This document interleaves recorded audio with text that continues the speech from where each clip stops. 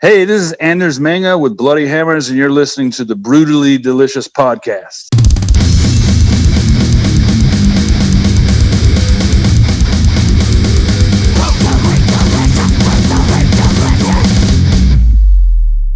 You know, with the record coming out, and I guess you were writing it during the pandemic, was it a lot easier, or do you think it was a lot easier because you're a husband and wife duo to write that record because you would have had separation otherwise from band members and stuff, right? Yeah, we don't have a band. It's pretty much my namesake, and then my wife helps me and plays bass and some keys and stuff. But every record has been recorded in my house. Oh, really? Yeah, so we don't have to go anywhere anyway, so that's good. And all the videos are made in my basement. I know like they're, cheap kind of shitty videos, but hey, you do all the mixing and mastering and stuff yourself too? Everything in my house. I didn't master it. I usually send that off because mastering drives me crazy because it's never, you know what I mean? I can never be satisfied with it. Like it's just right. I just rather just send it to somebody and just surrender. Music's never finished. It's just surrender. Yeah, I 100% agree, because you'll always, if you hang on to it, you always find something. I think any creative process is like that, right? I do a lot of writing and all that kind of stuff. You never want to give it up. You can always say, I could add another sentence here, or I could add another riff there, right? I mean, it's all the same thing. Yeah, at some point you just like, I just gotta let it go. Right. And that's why I was asking if, after you've had a chance to sit on it now, if you were still, satisfied with it, because sometimes, I really like it. I had a lot of fun doing it. It was a really good time. And, past records, people have called us kind of a gothic metal band or a doom metal band. But this one, I was going for, I didn't, so much doom in the world. I really wasn't feeling doomy. No, I was going for more fun, I guess on this one. Try to do the opposite of what was actually happening in the world. And I think that's probably gonna fall in your favor, because you're 100% right. People are tired of gloom and doom. And while metal is cathartic, it's kind of cool to get away from it as well. And, I guess Napalm is calling it kind of like punk sock hop kind of music. And I mean, I would agree. And I think that's so much different and needed. Yeah. Yeah, I do too. That's just the mood I was in. I was just inspired to kind of go that way. I started thinking, when all this started happening, I lived in New York a little bit, like early 2000s. Mm-hmm. And I'm not a New Yorker or anything, but I got enough of the spirit. You know what I mean? I lived there long enough to kind of feel the spirit of the city. And whenever everything was happening in New York and the death tolls were going up, I was just thinking about, Jesus Christ, such an awesome place. And nobody knew what was going on and how bad it was going to get. And I started thinking about my favorite bands from there, like Ramones and Dead Boys and obviously the Misfits. And I was just like more Jersey, but still kind of in that New York vibe. Yeah. And I was just started, that just kind of inspired me to go down kind of a little bit more of a horror punk road. And that's, that was sort of the inspiration. It's terrible what's happened up there. I mean, I'm originally from there. 26 years I spent up there, but my family's still in the city, and I see pictures and stuff from it. I can't believe what it looks like now. Oh, it's just heartbreaking. Yeah, it's terrible. And the whole scene is like gone. Yeah, and are things still boarded up? And yes, empty. It looks like you could shoot a cannon through Times Square and not hit anybody. Oh, that's crazy. Nuts. That's what I was trying to avoid. Yes. That's why I was working on a record. That's awesome. But what's it like trying to promote a record or, get this record out to the people in a pandemic? Because obviously there's no touring or shows. Yeah, it's been, it is difficult, especially with all this Trump shit and him, just taking up so much. He takes up so much time, like so much focus, and just all his bullshit. That's the best way to put it. And and I'm not trying to, I don't want to sound selfish and like, hey, pay attention to my record and not Trump. No, I get it. You know what I mean? Like, but he just takes up so much fucking space. It's all consuming. And I just cannot wait for this motherfucker to be gone. Like, since I was a kid, I mean, I come up in the 80s. I remember this motherfucker on. Can I curse? Oh, yeah, absolutely. Curse away. I remember this motherfucker since I was a kid on fucking, when you're checking out at the supermarket and there's the magazines, the Inquirer, and Trump this and Trump that and Trump fucking Trump. My whole life, Trump. Right. And I just can't. I'm just over the. I'm so over the fucking guy. Especially this week. Yeah.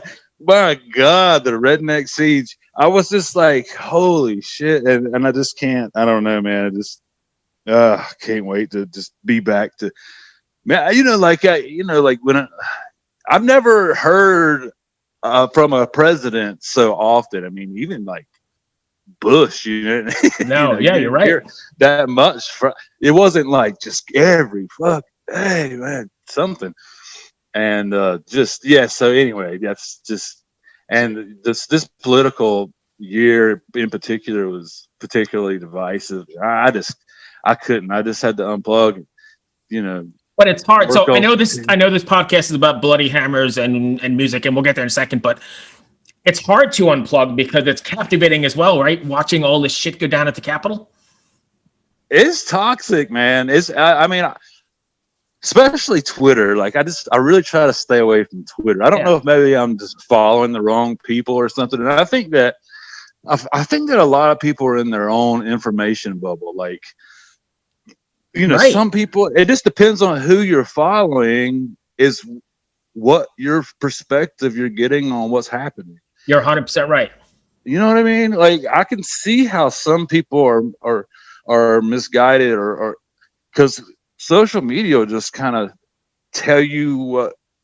It just depends on who you're following, I guess. I mean, I don't know. Like, I know some people, like I've seen, like my aunt, who kind of leans a little more right. She's not like right, but just like. But I've seen her Twitter feed, and it's just like, what the hell? The opposite of like the left side, right? Like, right? You know what I mean? It's like just like riots and all this Antifa shit and all this like, and it would scare the shit out of you if that's all you saw. I know, and I think it's good to have a balance. Like, if you're going to look at social media, maybe follow a little bit of left, a little bit of right to try to get a balance. Right, something down the middle. so you're not like completely. Yeah, I don't know, man. I like I said, I try to just follow like my rock, like some of my bands and stuff. Right. In the end, though, hopefully, music is the great connector anyway. I think, and maybe this record will connect everybody, or at least give people the chance to unwind and come together over something. I hope so. Yeah, I definitely hope so. And go ahead. But music, it seems to be like I know that I've seen some articles about how talk is really up. Like people are really like music's down a little bit. Like talk is up. Like Joe Rogan's killing it, and all the podcasters, like they're kind of the new rock stars in a way, or like YouTubers, and so people just want to connect and people want to hear people speak, and people want to look at, I don't know, when I will just watch YouTube, and because they're not around people, so I don't know. Isolation's going to drive everybody crazy. Yeah, and I think that's it's a good move for you to be in this space to. Yeah, we play around. I've got this and I've got a couple other things we do. And you're right. People seem to, in this time anyway, the numbers go up because people are, looking for something to do rather than the reruns of Law and Order or some shit on TV. Right. Yeah, exactly. So I'm just looking at this, at the bio here. Are you really in Transylvania, North Carolina? Yeah, Transylvania County. That's, I think Cashers is actually in Transylvania County. Is it really? Yeah. So I've been there and never even knew that. Yeah. So that's where I live. So I know this is probably a stupid question, but you didn't move there for that reason, right? Because it's too ironic. It's perfect, right? We had my choice of Batcave, North Carolina. Batcave, North Carolina is just like right down the street. And I was like, Batcave, yeah. Batcave, North Carolina, or Transylvania County. But yeah, it really just came down to the house. We got a really good deal on it. We moved here like 7 years ago, and just got a good deal on it. And it just happened to be there. It was like a perk, you know, to have Transylvania. Yeah, kind of like an omen. It was meant to be or something, right? Yeah. So that was cool. But yeah, we didn't move here for that reason. We just moved here to get away from the city and just live out in the sticks for a while. Yeah.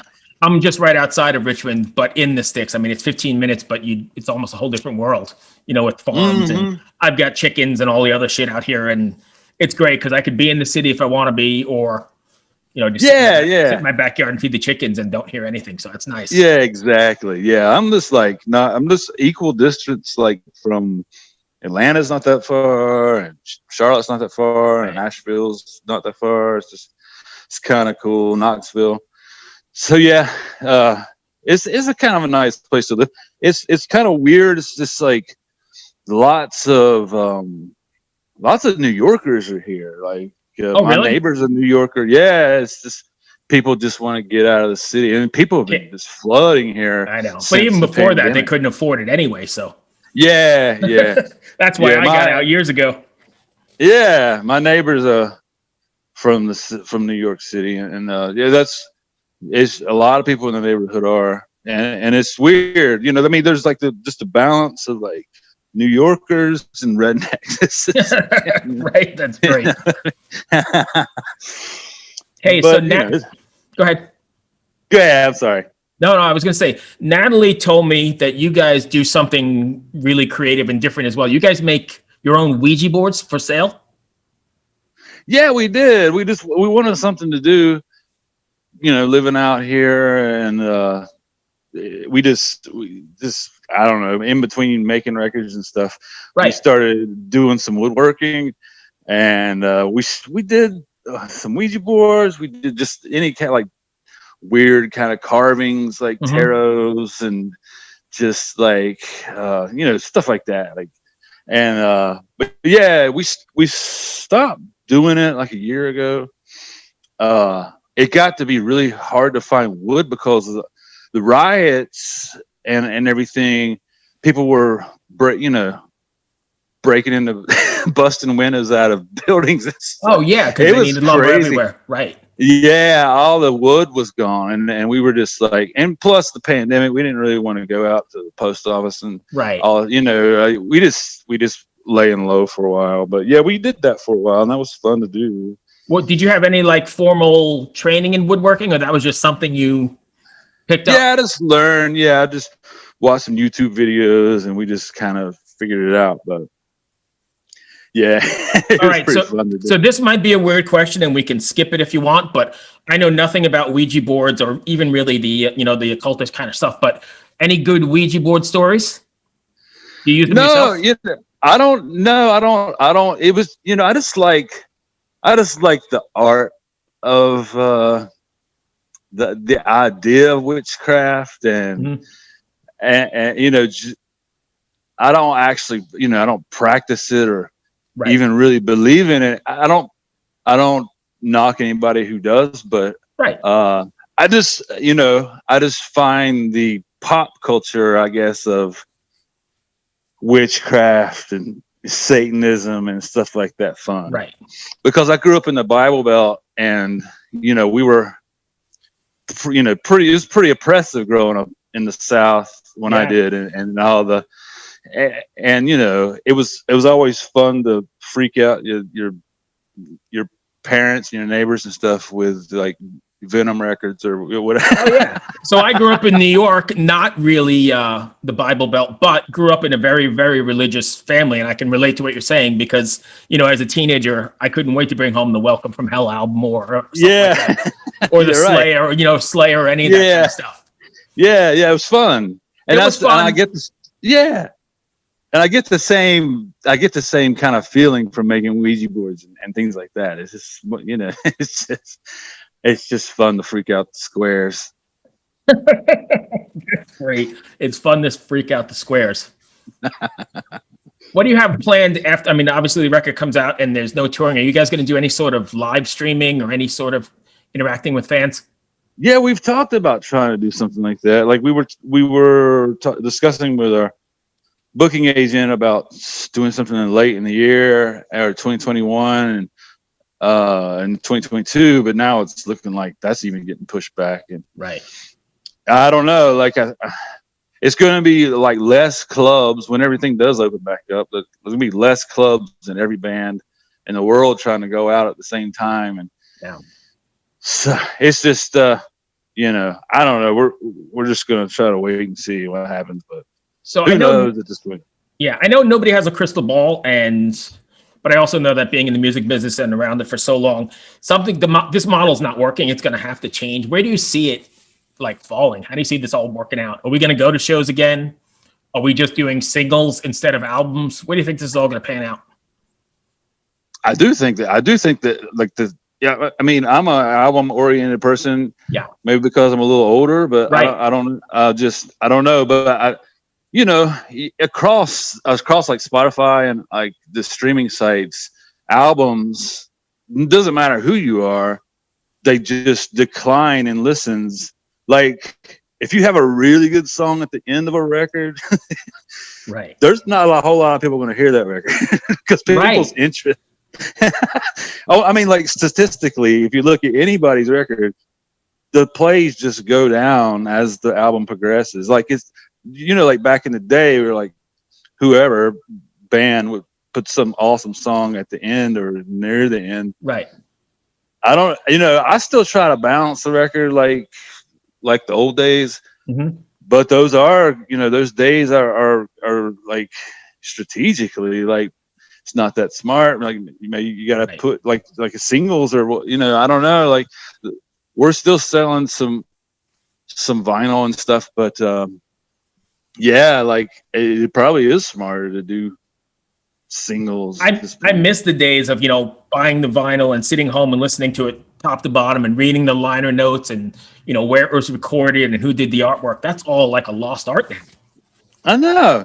Yeah, I mean, I was thinking about Dressed to Kill for some reason the other day, and the Kiss record. The Kiss record. Yeah, and I was thinking about their biggest song, "Rock and Roll All Night," was the last song. Yeah, it's buried. Right. And if that happened today, nobody would ever hear that song. Like, I don't know, like on Spotify, if people would make it that deep in the record to even hear that. So the sequence of that record would look different now. They would probably put it at the front. That's the whole thing too. There was a whole art of sequencing records, right? Yeah. And now everybody's just, you know, give me the one song. I've got the attention span of a fly, and I want one song and move on. And and they just make the playlist. Yeah, they just grab whatever the single is, or, you know, and make playlists. And that's it. So to be fair, we made playlists too back in the day, right? I mean, you made mixtapes, right? Oh yeah, definitely. Right. So I guess that's sort of a playlist of something. Yeah, sure. Yeah, absolutely. But we still had to have the record. Like, oh yes, like absolutely. We'll make our little mixtapes and stuff, but it was a ritual for me. Had to have. But it was a ritual for me to go to the record store, you know, on a Tuesday with my paper route money and buy a record, and then spend the whole evening, you know, going through it. Yeah, absolutely. Like I was thinking about how, you know, like back in the day, we knew the names of everybody in the band. Like Rudy Sarzo or Carlos Cavazzo, whoever. We knew these guys. Like nowadays, nobody knew who the fuck guitar player is for whatever new band. If you turn on the radio, nobody even knows who the singers are half the time. Yeah, they don't even. It's like, oh yeah, no idea. No, nobody knows. I mean, even I don't like some like just I'm looking at a Powerwolf record. Like right now, I like Powerwolf. Yeah, but I don't know the singer's name. Like I don't. It's just not like that anymore. Like, right. And the band, like newer bands, just don't get coverage like the old days when we would, you know. Yeah, I'm just curious how it's all going to pan out, because it's got to reinvent itself somewhere. Yeah, I know, and I just like I see like the news sites, and I'm not bitter because we don't get coverage constantly. It's not coming from that way. I just think about how like most of the bands like I see getting major coverage all the time, day after day after day, or like in their 60s. Yeah. You know, and it's just like, guys, you probably need to nurture some of the younger bands so you'll have something to talk about in 10 Otherwise, years. there'll be nothing left, right? Right. I mean, we all love Rob Halford, but you know, like every day, it's, you know, talk about some new band that's killing it, because there's Bloody a lot Hammers. Of good bands. Yeah, Bloody Hammers. Talk about Bloody. Yeah, why not? But I'm even older. You know, like it took me a while to even. You know, we were like back when we were kids. A band could get a video on Headbangers Ball or something, and they would be packing clubs the next week. Yeah. You know, nowadays it takes 10 years or something to break a band. Like, oh yeah. You know, people. Go ahead. I'm sorry. No. So I was going to say, you're in the same kind of age bracket as I'm in. Did you ever imagine you'd still be doing this and putting records out at this time? Or this far along? Yeah. Yeah, because I don't care. I don't care if anybody's listening or not. I just like to do it. It's just something I have to do. And I've never solicited a label or anything like that. Napalm, they came to me. Oh, really? Yeah, I've been making stuff for years, and it's just something I like to do, and I just have to. And so yeah, they came to me, and if they didn't, I would still be doing something. Yeah.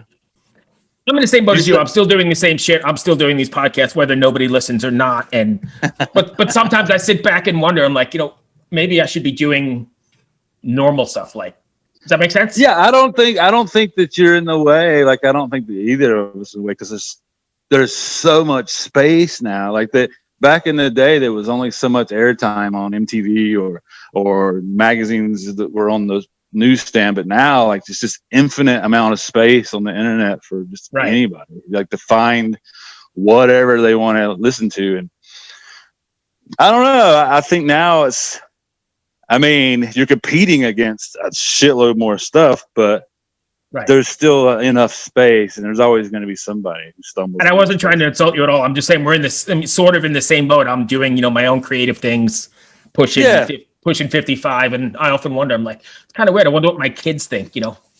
Mm-hmm.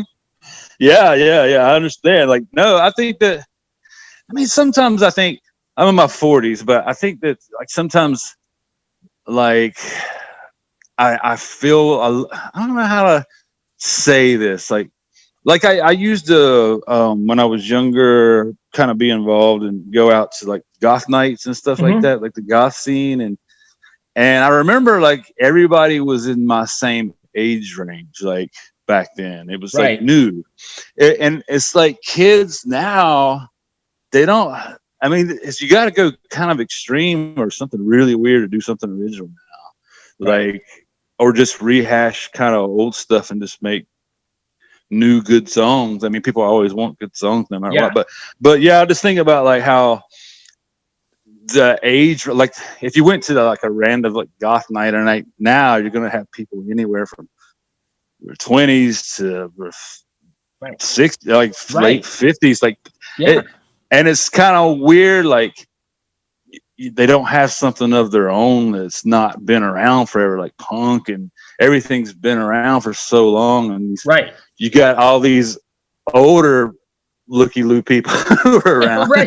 I can't imagine like thinking back to my day when I was a kid and goth club or punk club, wherever, and there would be a bunch of like older people, like like a grandpa like me comes walking in in my leather pants or my spandex pants, right? Exactly. Like there was nobody, you know, like when I was younger, there was nobody older who liked the music I liked. You know, it was all those people were like Frank Sinatra, you know, Beatles or whatever, you know, whatever. They didn't like what I like. So, but now, you know, I see kids like in their 20s posting about the same bands that I was listening to 25, 30 years ago, whatever, you know. They're talking, they were exactly. And they're like, even in like the punk or post punk, like people wearing Joy Division, Bauhaus, and shirts, and like or whatever, and Misfits, and it's like the same bands. Like your generation has their own bands. Like why don't you wear some new bands? Like, but I guess it's cool because it keeps it alive as well. Yeah, they like it. They like the old stuff too. So that's cool though. So I mean, I don't know. I can imagine it may be a little weird for younger people to go see 60-year-olds. I mean, I can't like do like a festival or something like you see the big festivals in Europe or whatever. Oh, you see like Saxon's the headliner, and like like people like who are I even like kid. I was like, I saw the other day Paul Stanley post Peter Criss like wished him a happy 75th birthday. Yeah. Did you happen to see? And I was like, are you shitting me? He's 75. Yep. It's crazy. Did you happen to see any of their live stream the other day? Nah, I missed it. It's all over YouTube. You can check it out. There's sound check stuff. I mean, Paul is 74 or something. So it's crazy to think that they're that age, and they're still getting up there and putting on the 100 pounds of, costume and makeup. It's great. I love it. It inspires me. I mean, it inspires me to keep going. Like, I don't feel like it's like, get out of the way. You're too old to be doing this shit or whatever. Like, I mean, they're way older than me. And like, Mick Jagger's just an infinite. Yeah. And the other one's never going to die. Keith Richards. Right. Yeah. Like I've seen Mick Jagger like recently doing some insane yoga at whatever his age is. Right. And like yoga that I couldn't even do. I'm half his age. And like, I'm like, holy shit. But I think it's a wonderful time to be, around and being creative because there's so many. There's a precedent for other people out there who are kicking ass. Yeah, I mean, obviously I agree because I'm doing all this stuff too. Just it keeps me sane and into stuff I like and doing whatever. So yeah. Anyway, before we close out, if fans want to find you, can you give us your sites? Yeah, bloodyhammers.com, and I'm at Bloody Hammers pretty much on any social media site. So luckily I got the same @ on all of them. Okay, so yeah, you can find me there.